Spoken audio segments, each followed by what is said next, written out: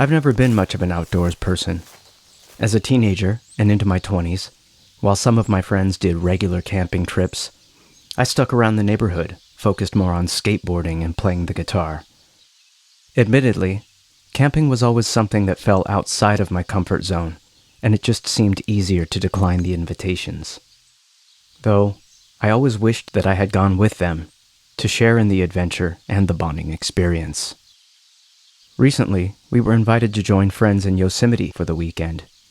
It was a perfect opportunity to break from coastal suburbia for a taste of the outdoors.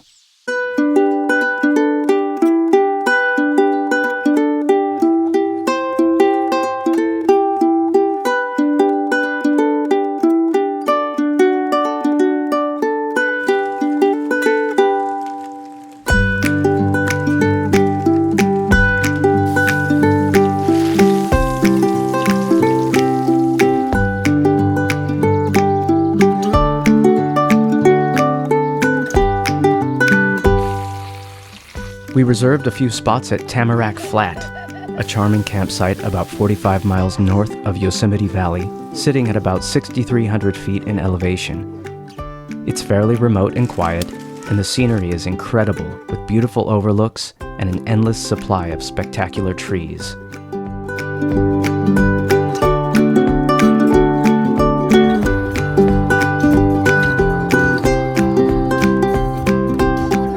We hopped into our cars and headed toward our first destination of the day, Lower Yosemite Falls, which is part of North America's tallest waterfall.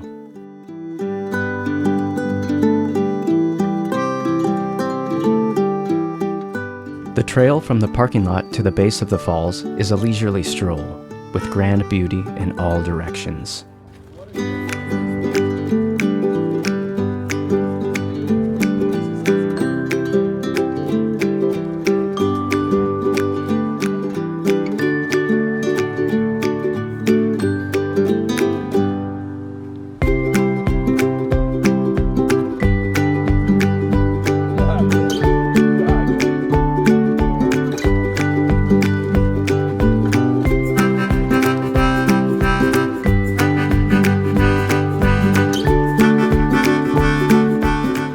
The base of the fall was crowded with sightseers, and it's easy to see why this is a popular spot for visitors.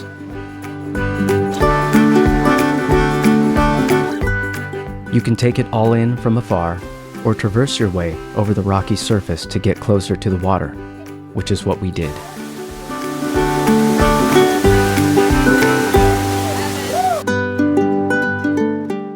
Due to the threat of a looming storm, our plans to hike at another spot fell apart.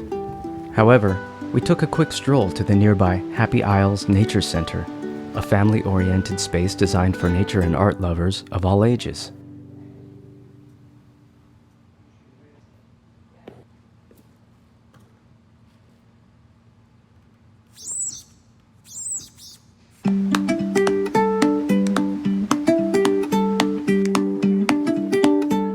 Next up was another beautiful walk to Swinging Bridge at the Merced River.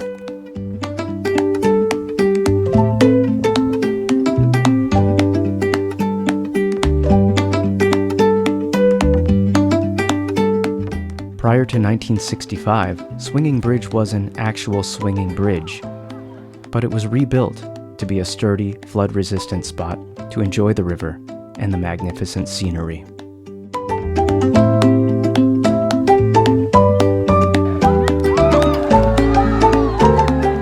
Later, we made our way back to Tamarack Flat for some dinner, music, and relaxation with friends by the campfire.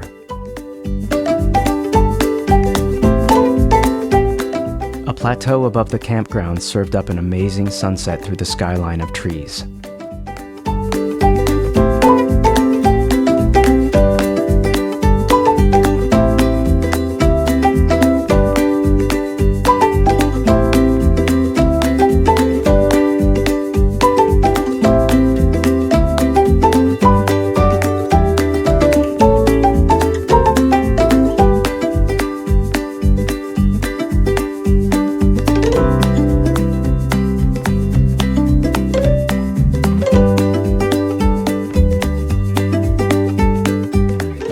Overnight, the storm rolled in and poured until the morning.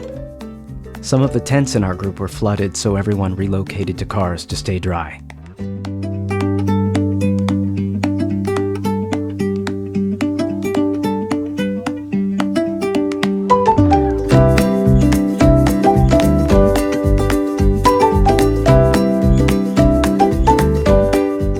By morning, the rain stopped, and it was time for coffee and breakfast.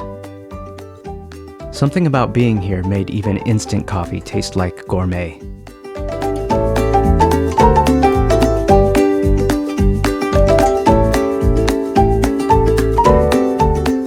We had packed for a hot, sunny weekend, but I'm glad we brought our rain jackets just in case.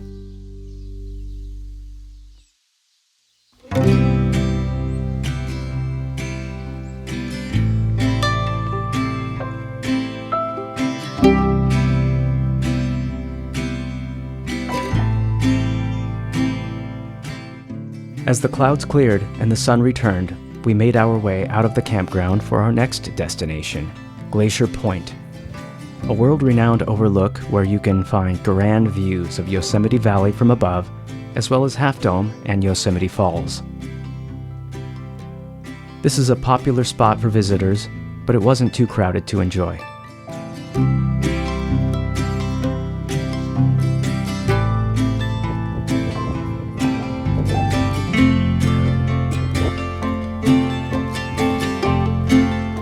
As Hurricane Hilary threatened to pummel California, several of us received concerned messages from friends and family back home, so we decided that it would be a good idea to head back. First, we needed to eat. About 4 miles south of Yosemite, we pulled off the road at the first place that looked interesting, and we ended up at the Narrow Gauge Inn. The well-preserved rustic decor of the restaurant and Buffalo Bar almost feel like a movie set. This is definitely my kind of establishment, and something we don't get much of, if at all, in Southern California. The place was empty when we arrived, but the staff was friendly and the food was delicious. I wish we could have stayed longer for a drink and a hang, but we needed to get back on the road.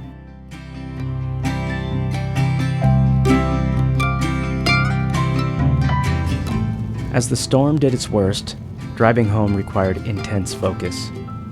We saw a few accidents, and we hydroplaned once or twice, but thankfully we made it back in one piece. I'd love to get back to Yosemite again soon when the weather is clear, so we can do more hiking and visit some of the spots that we couldn't this time around. But all in all, it was a delightful trip, and I'm glad that we went.